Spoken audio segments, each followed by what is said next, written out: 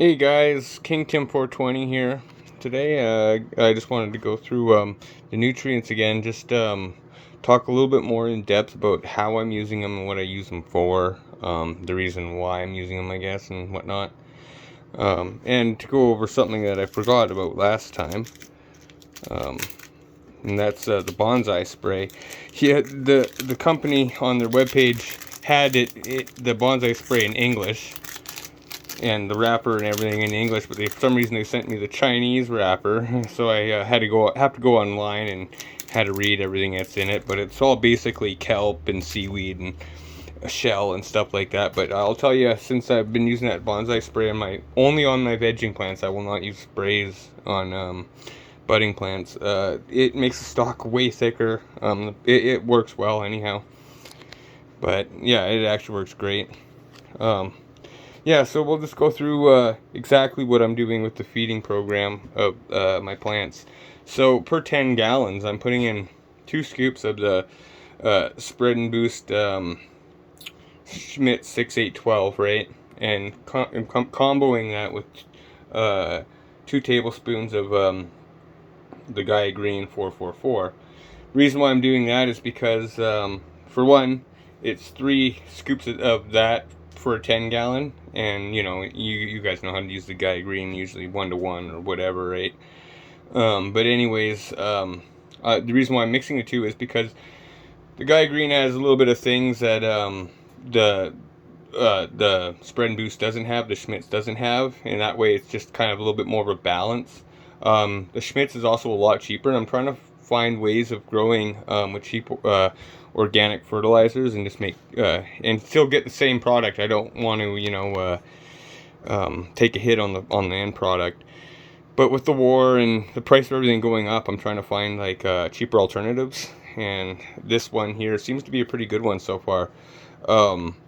It'll definitely bring down the cost of my Gaia Green and whatnot. Now, yeah, the CalMag. Well, you guys know what CalMag. I barely use the CalMag. I use basically molasses instead, right? If I do see like a specific problem where they're having a CalMag deficiency, then I will use the actual CalMag. But that's about it. As for the canna cocoa, I only use that to dilute my compost soil because it's really, really, really strong. So I do about 50-50. But I'm going to be switching companies, as I said before. There's been some trace elements that are found in canna cocoa that's not that great for your plants. But yeah, and then in bud, like I am top dressing with the Gaia Green 284, a full top dressing of that. One of the plants I'm going to be trying just doing this a top dressing with the Spread and Boost and see what the difference is. But also, yeah, as soon as it starts to flower, as soon as I start to see hairs and stuff, that's when I use my Beastie Blooms. As soon as I start to see the hairs, so it'll be on that next feeding or whatever. And I use the Beastie Blooms to about week 6, because even though I like to use organics, you guys, I flush, right? Like at week 6, or week 7, depending on if it's sativa or indica. If it's 8 weeks, 9 weeks, or 10 weeks, I give it a 2-week period of just water, right? I just find even using organics, it tastes better and it burns better if you just feed it water at the end. I know you don't have to flush with organics, but I still find it a smoother smoke if you do. So, But anyhow, let's get on to the soil activated treasure. So this I use about 2, maybe 3 times a month, just about like 1/8 of a teaspoon. Very, very, very little of this. It just it's just basically I'm using it just to maintain the health of my soil. It's kind of a lot like using molasses, but it's like a combination of like molasses, some potassium, and some nitrogen and whatnot too, some worm castings in there. But I've really noticed that the soil is much better while I'm using this. I can just see how much darker it is, and I don't know. I recommended giving it a try, you guys. But it's not a have-to thing, right? None of this is a have-to thing. You guys there's many ways to grow your own way if you feel like it. I'm just basically documenting what I do. And if it helps you, then good, right? You know.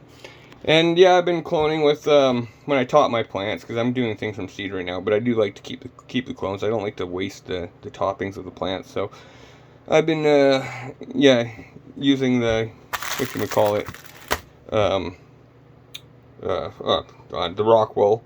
And when I don't use rock wool, I use the cloning bags. I just stuff them with a bit of cocoa soil, so it's you know, and just equal. You know, I don't have any nutrients in the cocoa soil, right? Just straight cocoa soil. I stuff it in there, and of course I've been using the Doff rooting powder. And honestly, guys, 2 thumbs up. This stuff is working awesome. It's very cheap. I highly recommend it. It's 100% organic. It's basically all just kelp. I really recommend that product. It's great, great cloning rooting solution there. But anyhow, you guys, you know, basically that's about it, right? Like, as I say, you know, I use a 6-8-12, 2 scoops of that with 2 scoops of the guy at green. You know, only once, you know, I don't have to top dress in veg, because I mean, unless I'm going to go for a really, really extra long veg, then I would top dress. But, and I'd probably top dress at about week 5, because the spread and boost lasts a bit longer than the guy at green does, right? Actually lasts quite a bit longer than the guy green. At week 4, week 5, I'd top dress. As where the guy green, if it was just using the guy green, I'd top dress at week 3. Because then it's accessible by week 4. And yeah, and then in the bud, I'm basically just doing that. The guy green, you know, 1 to 1 tablespoon to 1 gallon, right? And on the one that I'm doing just the spread and boost, I'm doing 3 scoops of 3 tablespoons of the spread and boost. But anyhow, you guys, I hope that helps you guys out or whatever. But anyhow, you guys take her easy, stay safe, and peace.